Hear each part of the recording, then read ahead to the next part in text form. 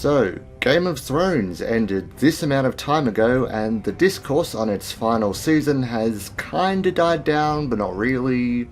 Most of the conversation remaining is focused on the actual mechanics of storytelling and authorship. The battle between George R.R. Martin's original but incomplete vision for the books versus HBO's creative team, who, despite flaunting a lack of interest in ending the show properly, still chose to end it with self-satisfied fellatio. There's nothing in the world more powerful than a good story. Oh really? How about you tell one?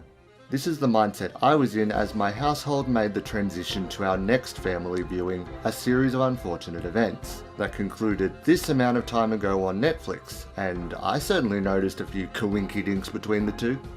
Having finished his narrative at least once before, Daniel Handler took this adaptation as a chance to rewrite and edit his work, directing the greater plot better and resolving a few loose ends from the novels. And rather than sucking himself off, he wisely chose to end in character, praising the Baudelaire's creative wit and inventive resilience that was explored thoroughly throughout the series. The meta-textual whiplash I had switching between these two particular shows represents the difference between a book adaptation that celebrates books and a book adaptation that celebrates the adaptation. Honestly, I could pull a number of other examples out of my ass, but just how blatant the in-story messaging is here, one right after the other, was less coincidence, more a sign from the universe. Then, on top of that, while pondering a deeper show-by-show comparison, which I just don't have time for, I find a single scenario that embodies this struggle in a video game with no connection to actual literature. Now I'm scared that the prankster god of media is genuinely fucking with me.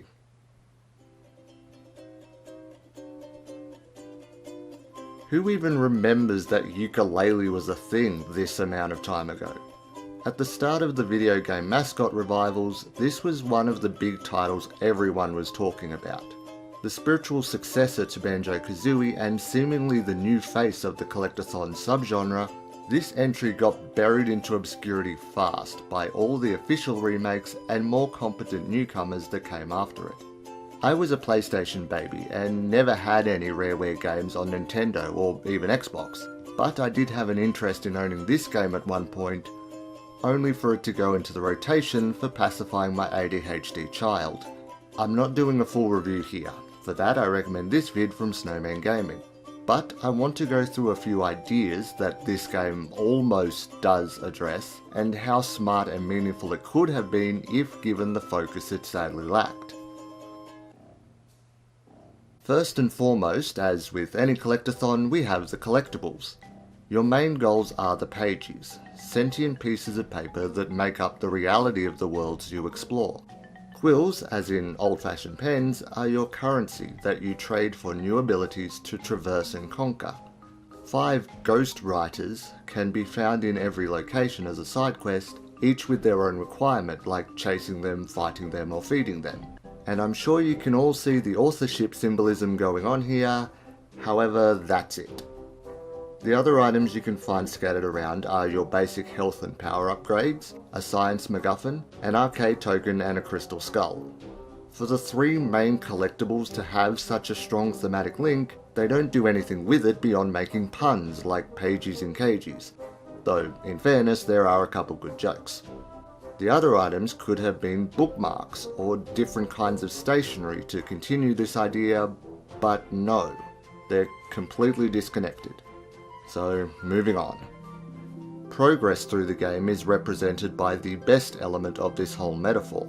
Depositing pages into the grand tomes found around the evil lair Hivory Towers opens up one of 5 worlds, with a secondary deposit available for world building. Literally. The hub is a mixture of industrial locales and libraries, and the levels are your classic jungle temples and treasure hunts, frozen caves and castles, a Halloween swamp with undertones of pollution, the easiest casino ever with the whiniest staff ever, and pirates in space. Books can open many worlds to anyone with an imagination, and more pages usually make for bigger worlds. But there is limited imagination presented here, because they never even made a joke on world building, I had to do it for them. After all, it being a literary term, of course it wouldn't be mentioned in a video game. Like with the rest of the game, there's not a lot of story in these storybooks that tie all the separate missions together in any significant way, even though a couple do relate to each other and could have served as a short narrative for the area if fleshed out. And a common criticism from the community was not enough variety in environments, some people wanting more levels instead of larger ones.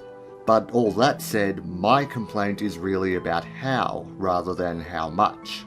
Without a deeper explanation on the mechanics of the Grand Tomes, the setup of altering each level with a collection of stuff could have just as easily been done with crystals or jigsaw puzzles or practically anything else in its own logic. They make vague implications to a greater purpose, but no demonstration of power or even a single rule for how to use said power. Everything you write is truth, read aloud and people believe you, all magic comes with a price, something. That's the crux of fantasy. You don't have to explain it all, but you should still think it through.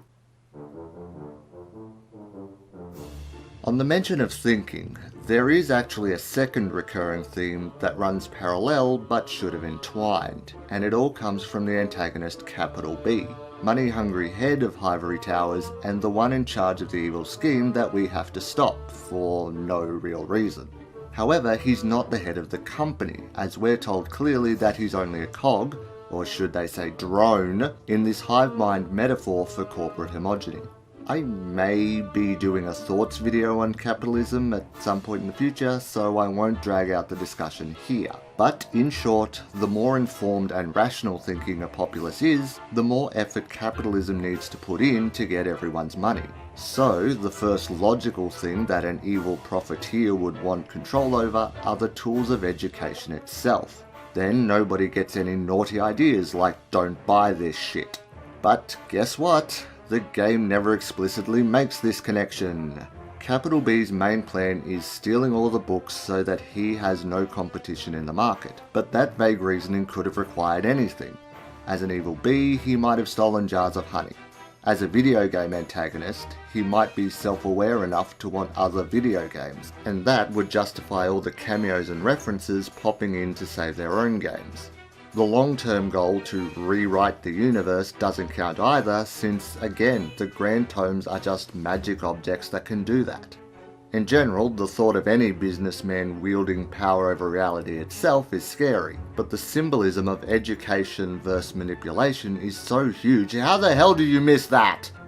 Sadly, as I continued my quest for this elusive call to literacy, the capitalism kept overshadowing it in a horrible way. Through interactions with the NPCs, allow me to show you every character who displays their love of reading. Yeah, just look at them all. Instead, here's every character who displays their feelings, good or bad, on consumer culture. That's better, but not particularly good for what I think was the intended ideology driving this universe. I personally felt Trouser was actually too generous for a slippery salesman, giving his best upgrades away for free, but that's just my thought. Even so, I was reminded of the first Ratchet & Clank game with its own satire of consumerism, and couldn't help making a specific comparison. You see, in a galaxy rampant with self-centered individuals, Clank was largely the only one who showed compassion for others, and had to drag Ratchet along most of the time until he learned to care as well. It's the skill and cunning of one, guided by the other's good nature, that make them a great heroic duo. But with these heroes, we have the opposite effect. While Laylee has the snarky attitude to suggest she would journey around for a golden book just to make her own profit, the most motivation I get from Yooka is that he's just happy to do what other people tell him to do, given some of the crimes he unwittingly commits on their behalf.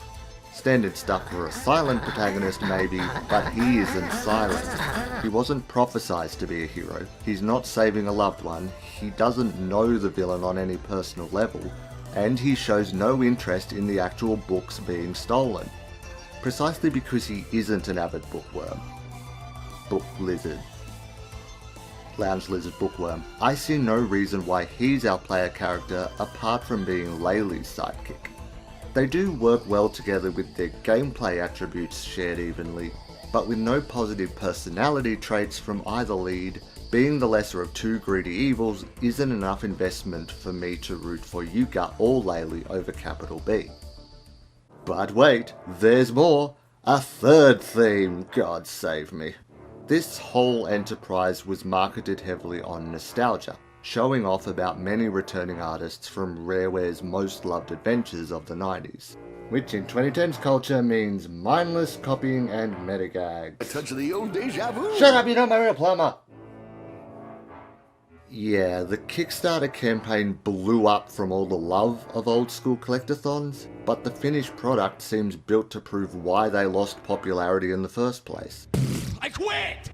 I did see a theory that there was an intended middle finger pointed at Microsoft for the way they killed Classic Rare in the 2000s, which is cool and they're seriously in the perfect situation to do so, but I doubt Microsoft had a hand in the devs' hatred for the Nintendo style. That's on Platonic's head.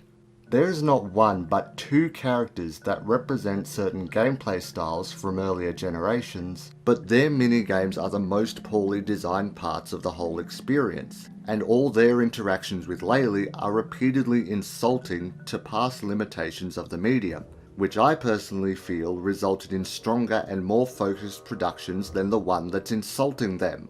This cynical, backwards perspective used to taunt older gaming conventions goes against any reason to play something inspired by older games, because you shouldn't play older games. You should read the new games that Capital B has for you, because Capital B is your friend and doesn't want you playing old books that you found under the floorboards, so you should buy the new books that Capital B has for sale. Do it! I'm sorry, I'm not sure what happened there. Anyway, the point I was trying to make is that if you want your own legacy to look stupid, don't center your story around an even more historic medium that requires brains to appreciate, because then someone in the audience will make you look more stupid. The worst example is one where they rip themselves off and can't even get that right.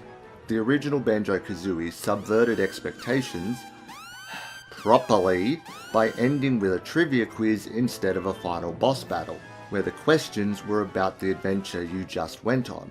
Yooka-Laylee has 3 quiz show segments, the first one accessible with just 1 pagey, 1 world and 30 quills, meaning it is entirely possible to be given questions you literally haven't found the answers for yet.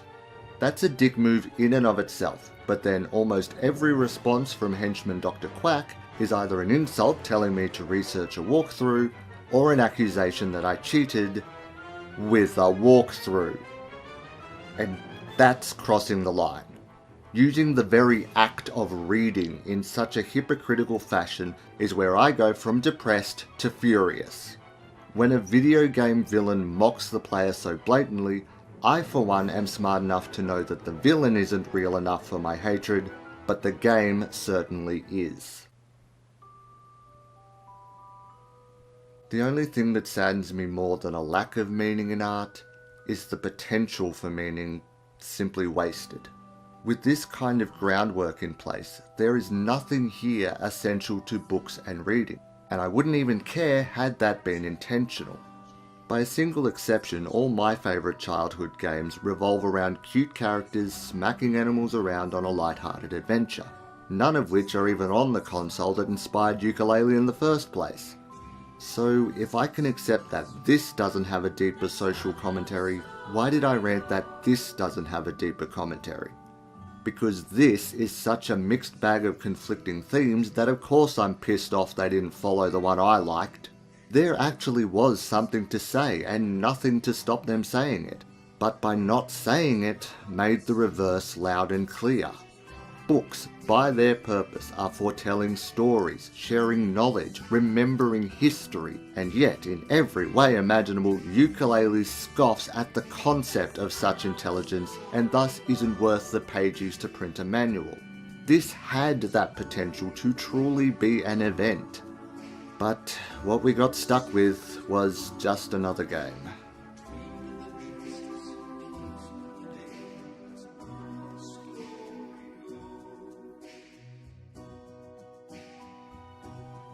Oh no. I'm sorry, everyone. It wasn't a sign from the universe. It was a sign from marketing. What?